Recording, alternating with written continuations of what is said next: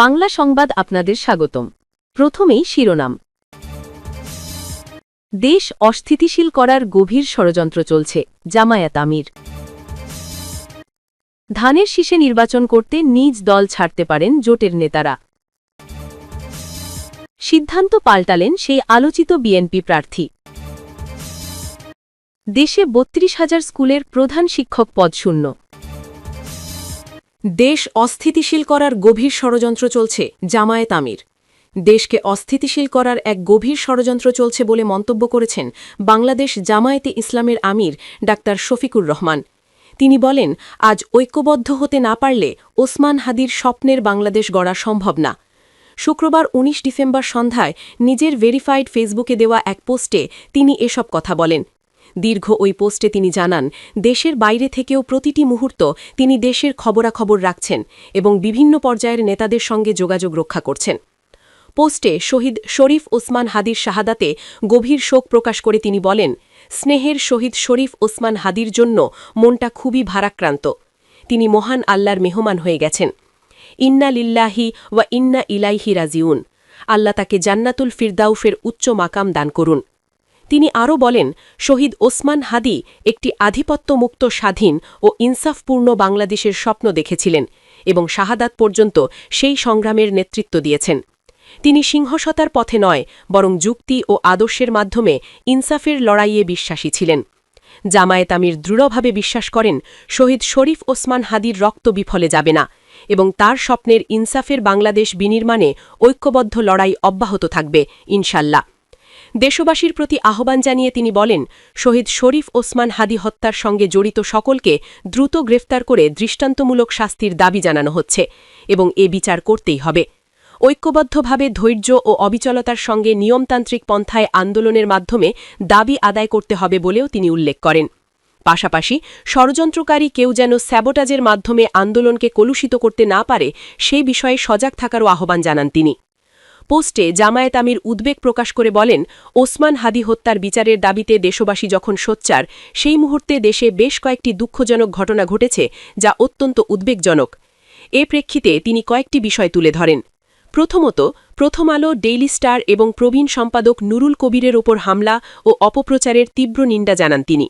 তার ভাষায়, স্বাধীন গণমাধ্যম রাষ্ট্রের স্থিতিশীলতার পূর্বশর্ত এবং গণমাধ্যমের স্বাধীনতা ও সুরক্ষা সবাইকে মিলেই নিশ্চিত করতে হবে। ফ্যাসিবাদের আমলে যেভাবে গণমাধ্যমের ওপর নগ্ন হামলা করা হতো, সেই সংস্কৃতিতে ফিরে যেতে চান না বলে উল্লেখ করেন। একই সঙ্গে তিনি গণমাধ্যমগুলোর প্রতি আহ্বান জানান, দেশের এই সংকটময় মুহূর্তে দায়িত্বশীল ভূমিকা পালন করতে এবং যে কোনো ধরনের ঘৃণামূলক প্রচারণা থেকে বিরত থাকতে। দ্বিতীয়ত, হাইকমিশন কার্যালয়সহ কয়েকটি কালচারাল সেন্টারে ভাঙচুর ও অগ্নিসংযোগ কোনোভাবেই গ্রহণযোগ্য নয় বলে মন্তব্য করেন তিনি। তৃতীয়ত, ধর্ম অবমাননাকে চরম অন্যায় ও গর্হিত কাজ হিসেবে উল্লেখ করে তিনি বলেন, কেউ এ অন্যায় করলে আদালতের মাধ্যমে তার বিচার নিশ্চিত করতে হবে। তবে আইন হাতে তুলে নিয়ে ময়মনসিংহে ধর্ম অবমাননার অভিযোগে এক হিন্দু যুবককে পিটিয়ে হত্যার ঘটনা সম্পূর্ণরূপে অগ্রহণযোগ্য। তিনি বলেন, বিচার নিজ হাতে তুলে নেওয়া ইসলামের শিক্ষা নয়।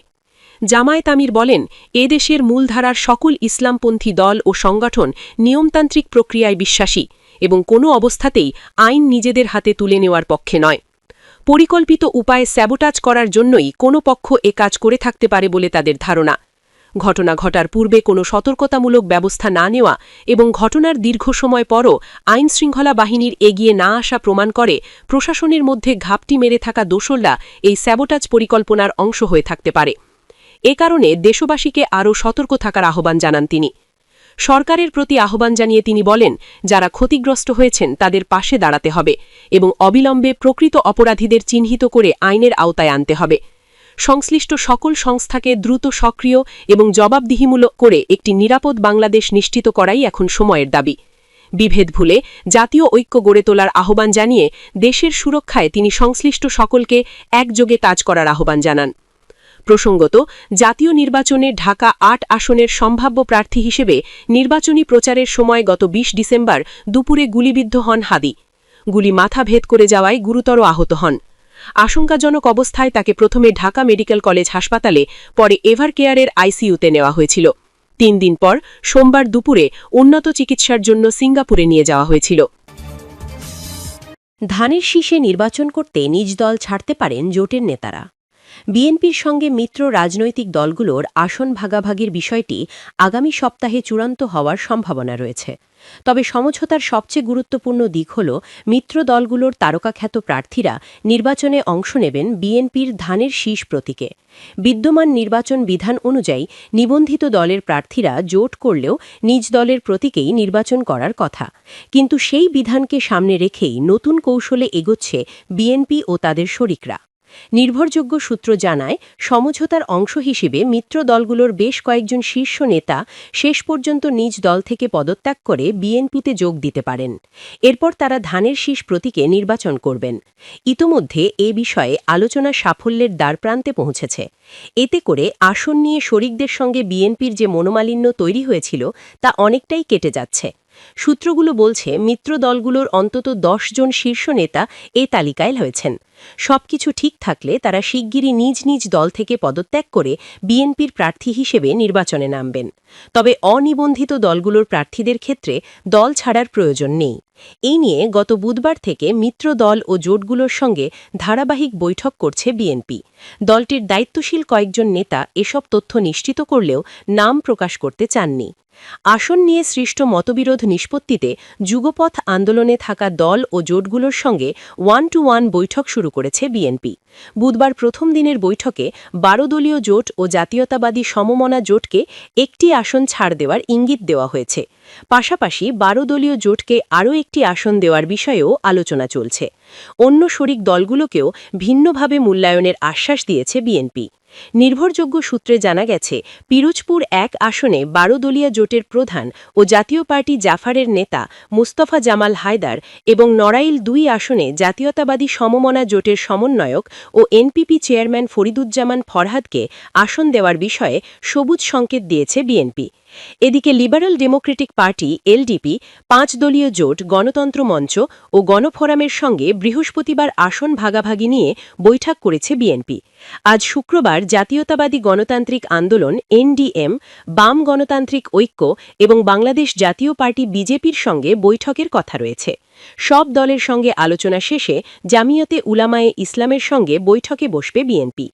নাম প্রকাশে অনিচ্ছুক বিএনপির ২ নীতি নির্ধারক জানান, জোট করলেও নিজ দলের প্রতীকে নির্বাচন করার বিধান থাকায় ভোটের বাস্তবতা বিবেচনায় রেখে আসন ছাড়ের বিষয়ে সতর্ক অবস্থান নিয়েছে বিএনপি। তাদের মতে, বিএনপির সমর্থন থাকলেও ছোট দলের অনেক প্রার্থীর ক্ষেত্রে নিজ দলের প্রতীকে জয়ী হওয়া কঠিন হতে পারে। এ কারণে ছোট দলের শীর্ষ নেতারা ধানের শীষ প্রতীকে নির্বাচন করতে আগ্রহী। বিএনপিও সার্বিক পরিস্থিতি বিবেচনায় তাদের সেই সুযোগ দেওয়ার কৌশল নিয়েছে। এ বিষয়ে বিএনপির স্থায়ী কমিটির সদস্য আমির খসরু মাহমুদ চৌধুরী বলেন, যুগপথ আন্দোলনে আমাদের যে কনসেপ্ট ছিল সেই অনুযায়ী কিছু আসন শরিকদের জন্য ছেড়ে দেওয়া হবে। উল্লেখ্য, বিএনপি ইতোমধ্যে ২ ধাপে ২৭২টি আসনে সম্ভাব্য একক প্রার্থী ঘোষণা করেছে। এখনও ২৮টি আসন ফাঁকা রাখা হয়েছে। নির্বাচন কমিশনের তফসিল অনুযায়ী আগামী ১২ ফেব্রুয়ারি ত্রয়োদশ জাতীয় সংসদ নির্বাচনের ভোট গ্রহণ অনুষ্ঠিত হবে। মনোনয়নপত্র জমাদানের শেষ দিন ২৯শে ডিসেম্বর। বিএনপির একাধিক সূত্র জানায়, নিবন্ধিত মিত্রদলের বেশিরভাগ নেতা দল থেকে পদত্যাগ করে বিএনপিতে যোগ দিয়ে ধানের শীষে নির্বাচন করতে আগ্রহী। অনিবন্ধিত দলগুলোর প্রার্থীরা আগেই ধানের শীষে নির্বাচন করতে সম্মত হয়েছেন। মুস্তফা জামাল হায়দার ও ফরিদুজ্জামান ফরহাদ জানিয়েছেন, বিএনপির সঙ্গে তাদের আলোচনা ফলপ্রসূ হয়েছে এবং তারা ধানের শীষ প্রতীকে নির্বাচন করবেন। তবে বিএনপির একটি সূত্র জানায়, মাহমুদুর রহমান মান্না, সাইফুল হক, আন্দালিব রহমান পার্থ, জোনায়েদ সাকি ও নুরুল হক নূর সহ কয়েকজন নেতা দল ছাড়তে রাজি নন। তারা নিজস্ব প্রতীকে নির্বাচন করতে চান। এই নিয়ে তাদের সঙ্গে বিএনপির আলোচনা চলছে। এছাড়া এলডিপির চেয়ারম্যান কর্নেল অলি আহমেদের ছেলে অধ্যাপক ওমর ফারুক এবং দলটির মহাসচিব ড রেদওয়ান আহমেদও নিজ দলের প্রতীকে নির্বাচন করবেন। এসব আসনে বিএনপি ছাড় দেবে বলে জানা গেছে। এদিকে সাইফুল হক জানান, ঢাকা ৮ আসন নিয়ে বিএনপির সঙ্গে আলোচনা হয়েছে। ওই আসনে বিএনপির প্রার্থী থাকায় পরিবর্তনের সুযোগ নেই। তবে ঢাকা ১২ আসন দেওয়া হলে তারা ইতিবাচক সিদ্ধান্ত নেবেন। এর আগে লক্ষ্মীপুর ১ আসনে বাংলাদেশ এলডিপির সাবেক চেয়ারম্যান শাহাদাত হোসেন সেলিমের প্রার্থিতা নিশ্চিত করা হয়েছে। তিনি সম্প্রতি বিএনপিতে যোগ দিয়েছেন এবং ধানের শীষ প্রতীকে নির্বাচনের লক্ষ্যে তাকে দলে অন্তর্ভুক্ত করা হয়েছে বলে জানিয়েছে দলীয় সূত্র। সিদ্ধান্ত পাল্টালেন সেই আলোচিত বিএনপি প্রার্থী। দলীয় নেতাকর্মীদের বিক্ষোভ ও স্থানীয় ভোটারদের চাপে নির্বাচন না করার সিদ্ধান্ত থেকে সরে এসেছেন নারায়ণগঞ্জ ৫ আসনে বিএনপির মনোনীত সংসদ সদস্য প্রার্থী মাসুদুজ্জামান মাসুদ। শুক্রবার ১৯ ডিসেম্বর নগরীর তল্লা এলাকায় তার পোশাক কারখানা মডেল ডি ক্যাপিটাল ঘেরাও করে দলীয় নেতাকর্মীরা বিক্ষোভ করলে মাসুদুজ্জামান নির্বাচন করার ঘোষণা দেন। এর আগে মহানগর বিএনপি ও সহযোগী সংগঠনের নেতাকর্মীরা মাসুদুজ্জামানকে আবারও নির্বাচনী মাঠে ফেরাতে আন্দোলনে নামেন। তারা মাসুদুজ্জামানের ব্যবসা প্রতিষ্ঠান ঘেরাও করে বিক্ষোভ প্রদর্শন করেন। এর আগে গত ১৬ ডিসেম্বর নারায়ণগঞ্জ প্রেস ক্লাবে এক জরুরি সংবাদমেলনে নিরাপত্তাজনিত কারণ ও পরিবারের অনুরোধে নির্বাচন থেকে সরে দাঁড়ানোর ঘোষণা দিয়েছিলেন মাসুদুজ্জামান। দলীয় প্রার্থীর এমন সিদ্ধান্তে হতভাগ নেতাকর্মীরা তাৎক্ষণিক প্রতিবাদ জানান। শহরে মিছিল করে তারা মাসুদুজ্জামানকে তার সিদ্ধান্ত থেকে সরে আসার অনুরোধ জানান। বৃহস্পতিবার ১৮ ডিসেম্বর মহানগর বিএনপির এক আলোচনা সভায় সদস্য সচিব আবু আল ইউসুফ খান টিপু বলেন, বিএনপির নেতাকর্মীরাও আপনার পরিবারের সদস্য। আপনার নিরাপত্তার অভাব হলে নেতাকর্মীরা আপনাকে পাহারা দেবে। আপনি সিদ্ধান্ত বদলে আবারও মাঠে ফিরে আসুন। খানপুরে মাসুদুজ্জামানের প্রধান নির্বাচন কার্যালয়ে অনুষ্ঠিত ওই সভা থেকে শুক্রবার মাসুদুজ্জামানের ব্যবসা প্রতিষ্ঠান ঘেরাও কর্মসূচি ঘোষণা করেন দলটির নেতারা। শুক্রবার বিকাল ৪টায় নগরীর খানপুরে জড়ো হয় মাসুদুজ্জামানের সমর্থক নেতাকর্মীরা। এখানে মহানগর বিএনপির সদস্য সচিব আবু আল ইউসুফ খান টিপুর বক্তব্য রাখেন।